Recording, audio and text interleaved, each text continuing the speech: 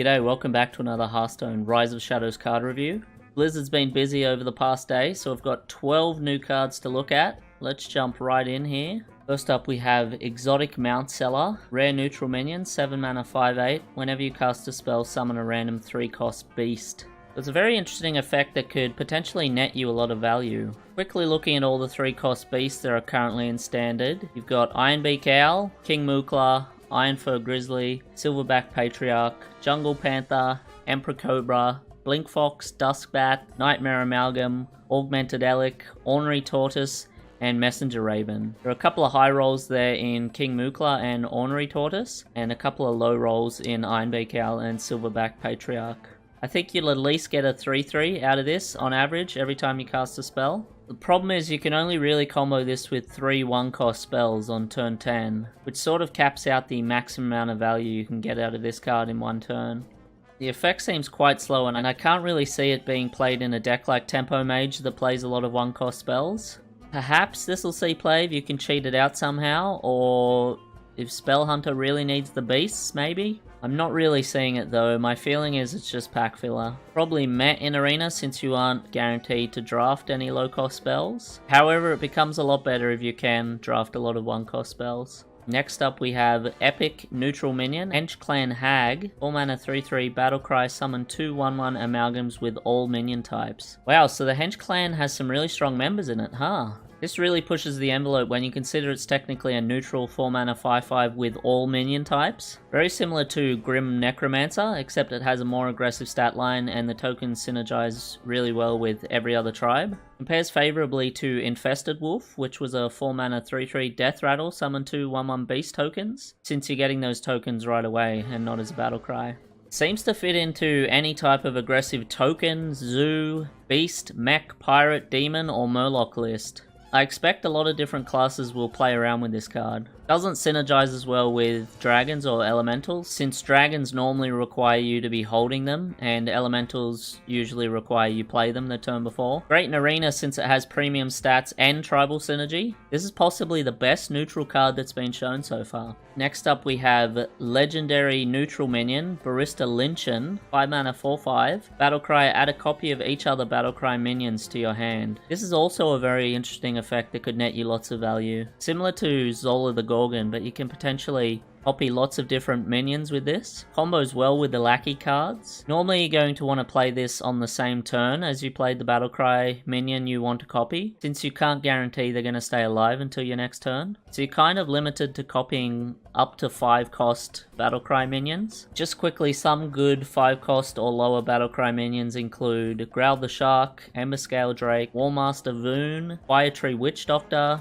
Pogo Hopper, Menacing Nimbus, Electra Storm Surge, Omega Agent, Dynamatic, Seaphorian Bomber, Subject 9, and maybe even Crystal Stag. I imagine this would be a lot better if you could somehow make it cost less than 5, or find a way to reliably protect all your Battlecry minions for one turn. As it stands though, it seems far too slow to be any good to me. So unless they print a really strong Battlecry minion that you always want to copy, I don't see this seeing play. Not great in Arena since it's an overcosted Yeti, but it becomes a lot better if you can draft a lot of low-cost Battlecry minions. So yeah, not great, but not terrible either. Next we have Neutral Legendary Minion, Archivist Elysiana, 8 mana 7/7, discover 5 Battlecry cards, replace your deck with 2 copies of each. So they finally did it, they finally made the Arena into a card. You could potentially play this after you cast Myra's Unstable Element to generate a new deck. You could also use this card to hard counter cards like Hakar's Corrupted Blood and bombs shuffled into your deck by cards like Clockwork Goblin. However, I can only see this being good in super late game decks that go to fatigue. Might be possible to play Myra's Unstable Element and then Chef Nomi to get all the 6/6s, and then play this to restock your deck, and then play Golden Kobold to turn your junk deck into legendaries. However, my feeling is it's too high variance, and wouldn't you just prefer to play Mecha'thun in a fatigue deck? I'm not really seeing this outside of a super late game mirror. Glad to see Blizzard's at least giving neutral legendaries cool and interesting effects though. I'd much rather have a card like this compared to Harbinger Celestia. And in Arena you're probably not going to want to play this unless you're in fatigue. So yeah, I don't see it being good in Arena.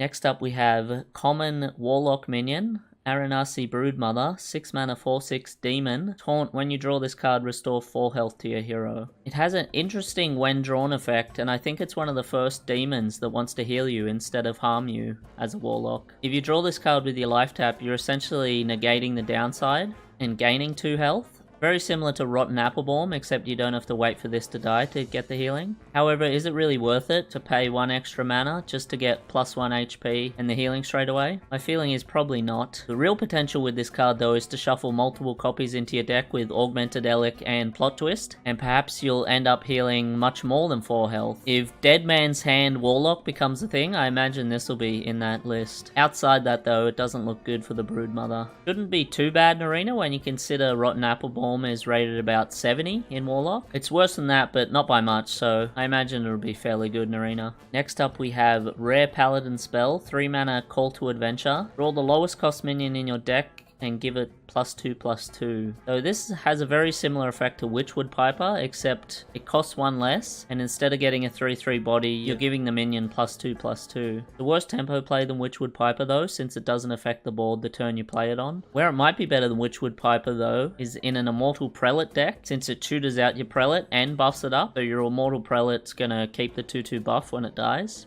Immortal Prelate's still quite slow and weak to silence and other transformation effects, so I don't see Immortal Prelate buff Paladin being a thing quite yet. It's getting there, but it still needs a few more things, I think, before it's competitively viable. Probably an average pick in Arena when you consider Witchwood Piper is also an average pick, and I think this card is a little worse in Arena since it's a lower tempo play. So probably just meh to average in Arena.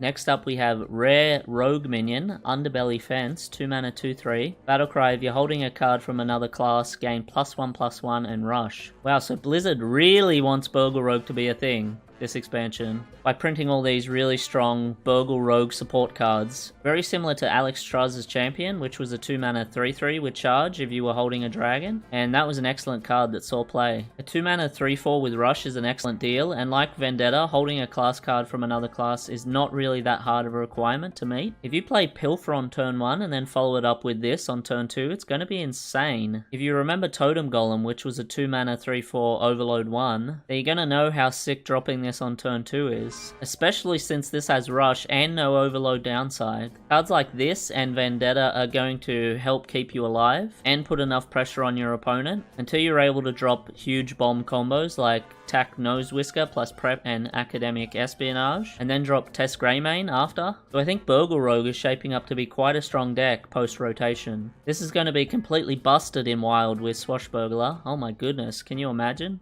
Should be a great pick in Arena since it has fine base stats, and if you're able to meet that requirement, you're going to be very, very happy. Yeah, very solid card in Arena and Constructed.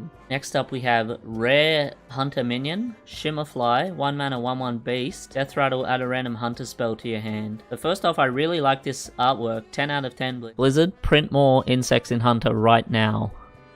This is what happens when Web Spinner and Babbling Book have a baby. If you don't remember Web Spinner, it was a 1 mana 1/1 Death Rattle, add a random beast to your hand. Like Web Spinner, this is going to be a great turn 1 play that will generate you lots of value, regardless of the spell you get. I took a quick look at all the hunter spells that you can get, and there are some pretty bad results, but there are also some really good results. It looks like most of the time you'll get a semi-decent card. I can definitely see this seeing play in a spell hunter deck, especially since cards like Rockdalar To My Side that require you have no minions in the deck are rotating out. This could even see play in mid-range hunter as well, since it activates cards like Houndmaster and your Headhunter's Hatchet. Should be good in Arena in the same way that Web Spinner, Jeweled Macaw, and Babbling Book are good in Arena. So yeah, solid little card we got here. Next up we have Epic Hunter Spell, 9 lives. 3 mana, discover a friendly Death Rattle minion that died this game. Also trigger its Death Rattle. Looking at the art, it's obvious Blizzard wants you to discover Savannah Highmane with this card.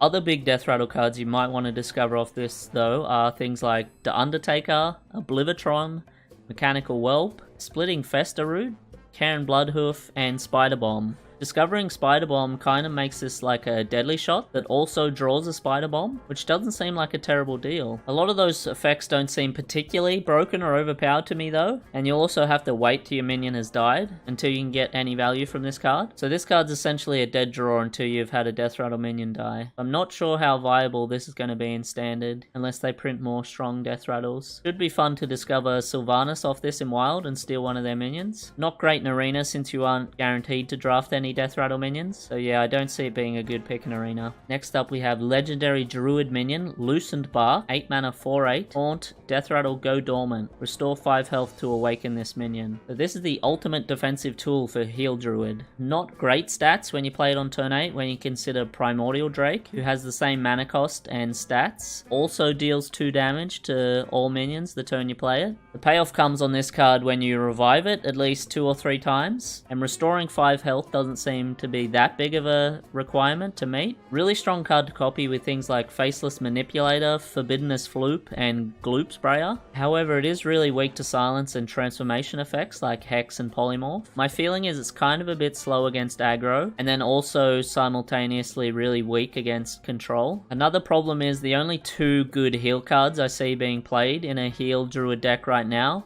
is Crystal Power and Ziliax, which doesn't quite seem to be enough to make this a thing. If Blizzard prints a few more heal cards, then who knows, maybe, but I'm not seeing it just yet. Probably meh in Arena since it has pretty bad stats to mana ratio and you aren't guaranteed to draft heal cards to reawaken it, so I don't really see it being a thing in Arena. Next up we have Rare Warrior Spell, Dimensional Ripper, 10 mana, summon 2 copies of a minion in your deck. So it's good that this summons copies so you're not wasting any battle cries or wasting precious cards in a control v control matchup. Obviously you want this to summon 2 copies of high cost minions that are either going to affect the board immediately or generate you lots of value. Quickly looking through some of the potential targets in Standard right now, you might want to summon things like Akali the Rhino, Ziliax, Damaged Stegatron maybe, Big Bad Archmage, Darius Crowley, Gromash Hellscream, Leroy, Ysera, and maybe Archmage Vargoth, which could summon you 6 Vargoths for 10 mana.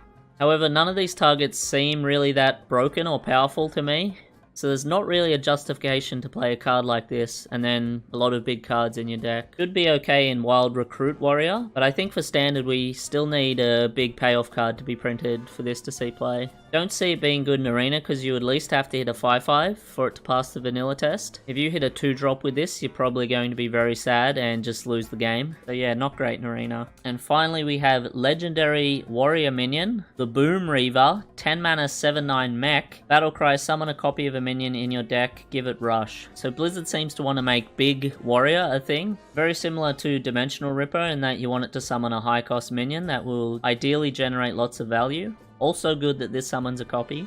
Summoning a rush minion off this is less good since it will always grant the minion summoned by this rush. But yeah, this kind of has the same problem as Dimensional Ripper. There's not really a good enough payoff card yet to justify playing this. The next card that Blizzard spoils for Warrior better be a big payoff for these 2 cards. Otherwise, they're really not good enough in Standard right now. Should be really good to discover this off Dr. Boom's Hero Power and to discover off Omega Assembly. You're going to be very happy when you roll this card in the late game. Should be good in Arena since you only need to hit about a 3/3 or a 4/4 for it to pass the vanilla test, which doesn't seem that hard to achieve really. So yeah, should be a great 10 mana bomb for Arena. Okay, and that's all the cards Blizzard has for today. There should be lots of cards in the next video since Blizzard will be doing their final live stream before Rise of Shadows launches. So yeah, I hope you'll join me for the next video where I'll be viewing the rest of the cards in the set. Once again, thank you very much for watching and I'll see you next time.